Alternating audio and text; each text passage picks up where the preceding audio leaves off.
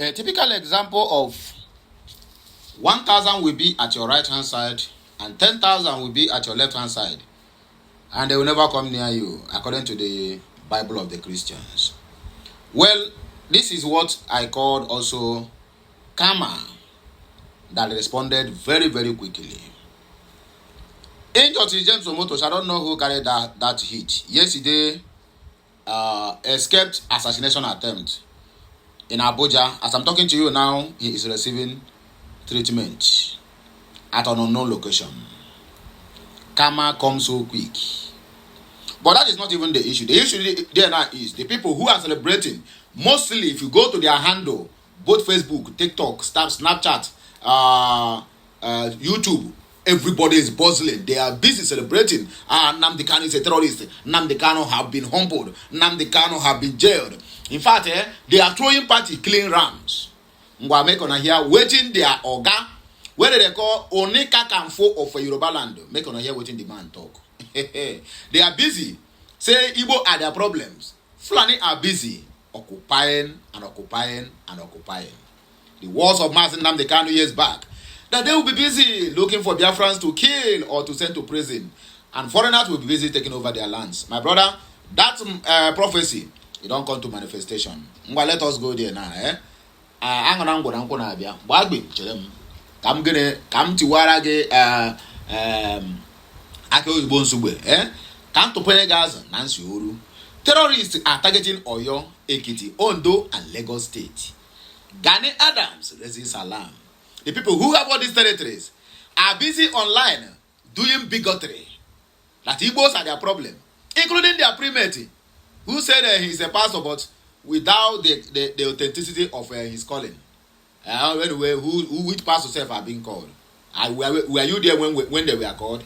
Anyway, let's not go there because I don't want to gamble with people's faith this morning. They are busy online shouting, hey. This one now. Governor Zulum declares Monday, day of fasting prayer in Borno as attacks spread across Nigeria. So when they fast now and pray, then the hoodlums that they are their brothers, we then stop coming to attack them.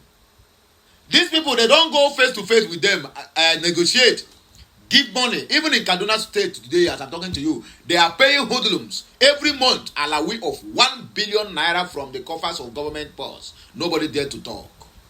If you ever make such a comment, if not because Erufai, Gallant, hold himself well, they for don't carry him. One guy who they close to making such a comment, or rather making such a revelation in Kaduna State, is in detention now, and I'm very sure he will meet up with Mazi Nnamdi Kanu in Sokoto, because that is where they send him to. So look at it now. Zulum declares Monday, day of fasting and prayer. The problem Nigeria or Nigerians or whatever they call them are having is Christianity, whether Muslim or whether whether Muslim or Christians. Religion is their problem. Believe it or leave it. I'm not forcing you to agree with my own assertion or with my own point of view, but calm down and listen to all these things. Calm down and reason with me. Zulum call for fasting and prayer because attack has spread all over Nigeria. Okay. 4 defense ministry directors regain freedom after 2 weeks ordeal in Kogi forest. They know where they are. And then you tell me to fast and prayer. So your fasting and prayer will send them to go back, not to attack. On a mumu self, Plateau cleric Ezekiel Dachemo's Facebook page deleted amid genocide claims. When Nnamdi Kanu and even Simon Ekpa was crying that Nigerian government is working with Mark Zuckerberg. You see, Mark Zuckerberg and Bill Gates, they are part of the problem Africans are having today. When Nnamdi Kanu is using Facebook to broadcast and send warnings to the people, look at what is happening. Do you know they banned him from Facebook? I have said this in countless times. Eastern government is coming for you. Eastern government is coming for you. That means you are doing the right thing. The why these people are succeeding is because the citizens who are supposed to fight them on this regard, are they being divided by ethnic lines? If you go to X and see what they are calling this man, because he's saying the truth, they have already gathered armies of data boys on the internet. They keep on firing this man. On X, they fire him. On Facebook, they fire him. But nobody is firing Segumi because Segumi is doing their bidding. Segumi tell you that bandits that they are afraid of the government, or rather government is pressurizing them. So they need money they made from kidnapping so that they can acquire machines to defend themselves. You can imagine that rubbish. The man is working freely. And Nnamdi Kanu is the one that fit to be given a life sentence. Why not give him a death sentence now? Why not give him a death sentence? I think it would have been better. But I don't know what they are doing. Because tomorrow night it will be, Tinubu is the one now who free him as Nnamdi Kanu. Oh yeah, I'm going to go vote him. Thunder, we go fire all of them. Anybody, we go talk. That's in near my ear. Anyway, my people, we don't have much to say, or rather more to dwell on. But let us just read these headlines we just exposed this morning. Yoruba Bastard and Baboon. I'm gonna make on a day there. They do bigotry on the Igbos. Lekweha, they are. In fact, they are there already. Anyway, please, if you get this message, help me to share it, like, comment, and keep following us on all our social media handles. And they shall be well with you. They are Onaka Kamfo of Yoruba land, Gani Adams, has raised alarm over plans by terrorists to infiltrate several communities in the southwest and launch coordinated attacks. Nigeria News report that Adams, during an interview with Central TV at his Lagos residence, said intelligence at his disposal indicates an immediate growing danger.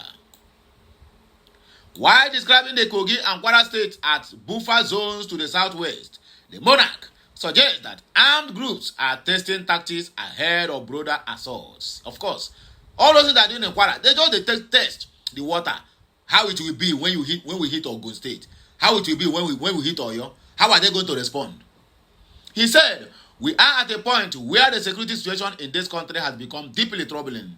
Recent incidents across numerous states show clearly that Nigeria is facing a serious security threat. Credible information available to us indicate that terrorists have already infiltrated many communities in Yoruba land.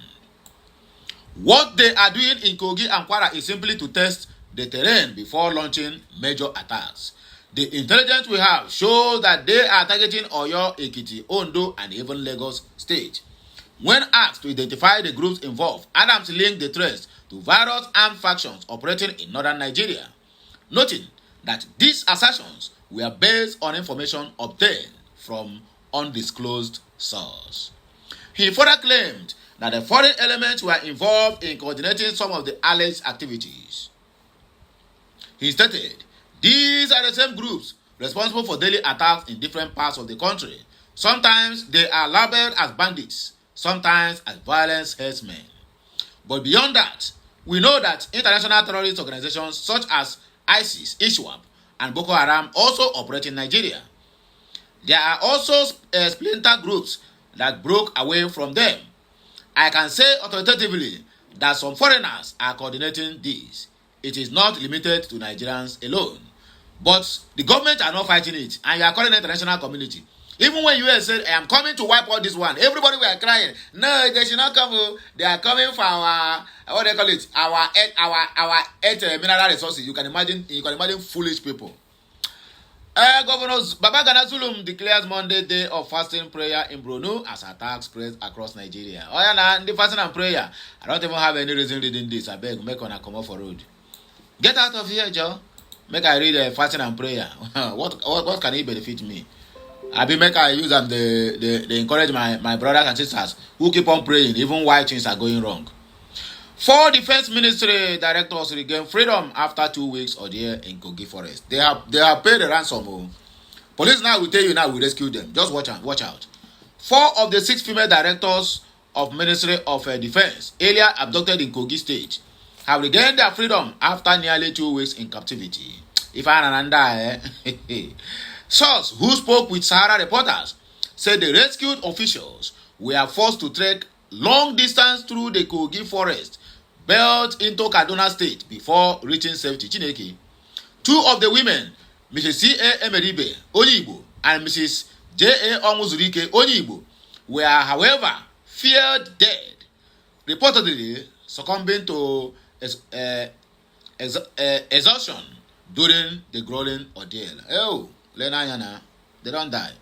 The source said, alleged they have been released, but 2 of them unfortunately couldn't make it to come out alive.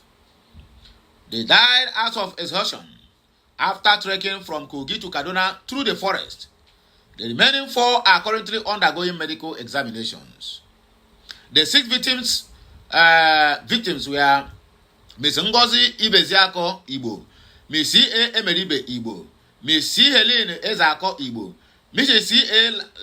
Ladoye Yoruba, Mrs. J.A. Onwuzurike, and Mrs. Catherine O. Essien, which is this one Onwuzurike. I think it is 4 Igbos, 1 Calabar and 1 Yoruba. Okay. We are traveling from Lagos to Abuja for a directorate level promotions course and examination when they were ambushed. The incident occurred on Monday, November 10 of 2025 along Kaba, Lokoja Highway. Armed men reportedly intercepted their vehicle in what security sources later described as a well-coordinated attack. The gunmen whisked the women into the forest where they were held under harsh conditions with limited food, water, and little rest.